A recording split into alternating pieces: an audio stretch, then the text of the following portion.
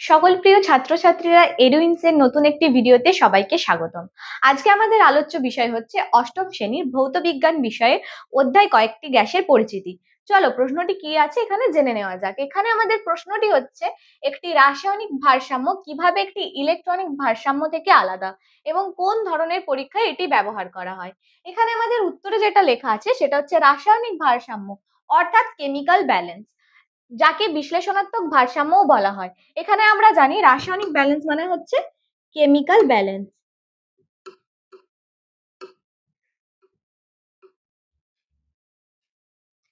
আর electronic balance মানে হচ্ছে electronic ভারসাম্য মানে হচ্ছে ইলেকট্রনিক ব্যালেন্স। তাহলে প্রথমে আছে আমাদের কেমিক্যাল ব্যালেন্স এবং দ্বিতীয়ত আছে আমাদের ইলেকট্রনিক ব্যালেন্স।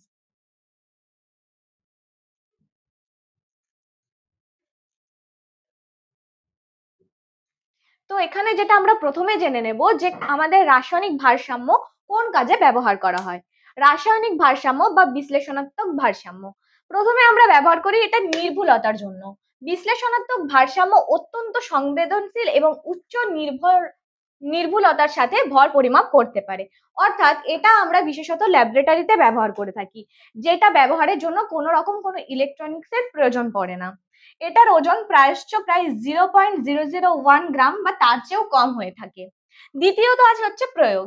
এমন পরীক্ষায় ব্যবহৃত হয় যেখানে খুব সুনির্দিষ্ট ভর পরিমাপের প্রয়োজন হয়। অর্থাৎ ল্যাবরেটরিতে আমরা যেগুলো পরিমাপ করি, যেগুলো খুব সূক্ষ্ম ভরের দরকার পড়ে, সেই ক্ষেত্রে আমরা ব্যবহার করে থাকি রাসায়নিক ভারসাম্য বা বিশ্লেষণাত্মক ভারসাম্য।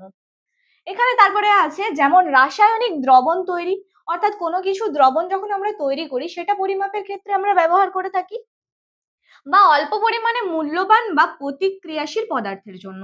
যেটা অল্প পরিমাণে মানে অর্থাৎ যেটার জন্য কম ওজনের প্রয়োজন হয়, সেই ক্ষেত্রে আমরা রাসায়নিক ভারসাম্য অর্থাৎ কেমিক্যাল ব্যালেন্স ইউজ করে থাকি। তারপরে আছে ঘোর। দূষণ বা বায়ু প্রবাহের প্রভাব এড়াতে সাধারণত এটি আবদ্ধ কক্ষে থাকে। অর্থাৎ এটা আমরা ল্যাবরেটরিতে ব্যবহার করি, যেটা আমি প্রথমেই বলেছিলাম। এটা ল্যাবরেটরিতে ব্যবহার করা হয় খুব কম সংখ্যক পরিমাপের জন্য। এখানে যেমন মেনশন করাই আছে 0.001% বা তার থেকেও কম। এর বেশ কিছু সুবিধা রয়েছে, চলো সেগুলি জেনে নেওয়া যাক। প্রথমে হচ্ছে এটা কোনো রকম বিদ্যুতের প্রয়োজন লাগে না। বিদ্যুতের প্রয়োজন ছাড়াই আমরা এটা ব্যবহার করতে পারি। এটা বিশেষত ল্যাবরেটরিতে ছাত্রছাত্রীদের শিক্ষা দেওয়ার জন্য ব্যবহার করা হয়।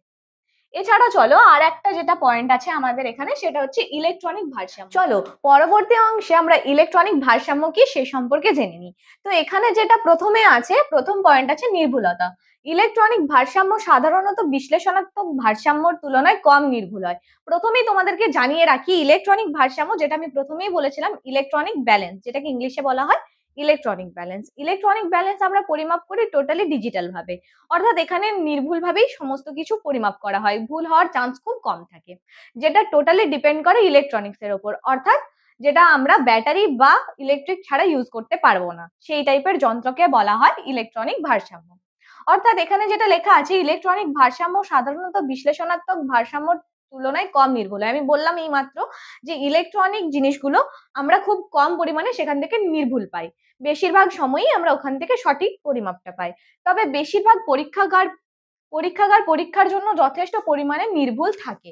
আমি প্রথমেই বলে দিয়েছিলাম যে নির্ভুল ভাবে আমরা কোনো কিছু জিনিস সঠিকভাবে পরিমাপ করতে পারি। দ্বিতীয়ত আছে প্রয়োগ। এটার ব্যবহার কোথায় করা হয়? পদার্থের সাধারণত ওজনের জন্য ব্যবহৃত হয়। আমি বললাম ওজন মাপার জন্য ব্যবহার করা হয়, যেখানে চরম নির্ভুলতার প্রয়োজন হয় না, অর্থাৎ যেখানে সম্পূর্ণটা বেশিরভাগ সময় নির্ভুল ভাবে পরিমাপ করা হয়, কোনো ভুল পাওয়া যায় না। যেমন বিক্রিয়ার জন্য বৃহত্তর পরিমাণে রাসায়নিক বা বিকারক ওজন করা। আমরা জানি যে আমরা এই ডিজিটাল ভারসাম্য যেটা বা ইলেকট্রনিক্স ভারসাম্য যেটা, সেটা আমরা ব্যবহার করে থাকি কোথায় বলেছিলাম, যে পরীক্ষাগারে, রসায়ন পরীক্ষাগারে বা শিল্পক্ষেত্রে কোনো কিছু ব্যবহারের জন্য বিশেষত আমরা এটা ব্যবহার করে থাকি। এখানে বলাই আছে দুটির মধ্যে পছন্দ নির্ভর করে, অর্থাৎ দুটি বলতে এখানে বোঝানো হয়েছে রাসায়নিক ভারসাম্য আর ইলেকট্রনিক ভারসাম্য। দুটির মধ্যে পছন্দ নির্ভর করে প্রয়োজনীয়তা, নির্ভুলতার স্তর এবং পরিচালিত পরীক্ষার ধরনের ওপর। অর্থাৎ দুটোকে দুটি ক্ষেত্রে ব্যবহার করা হয়। আমরা রাসায়নিক ভারসাম্যকে ব্যবহার করি পরীক্ষাগারে, মানে স্টুডেন্টদেরকে শেখানোর জন্য, এবং ইলেকট্রনিক ভারসাম্য ব্যবহার করে থাকি আমরা রসায়ন ল্যাবে কোনো টেস্টকে নির্ভুল করার জন্য। আমাদের আজকের আলোচনাটি এই পর্যন্তই। ভিডিওটি তোমাদের কেমন লাগলো অবশ্যই জানিও। তোমাদের যদি এই বিষয় থেকে কোনো রকম কোনো প্রশ্ন থেকে থাকে আমাদের কমেন্টের মাধ্যমে অবশ্যই জানিও।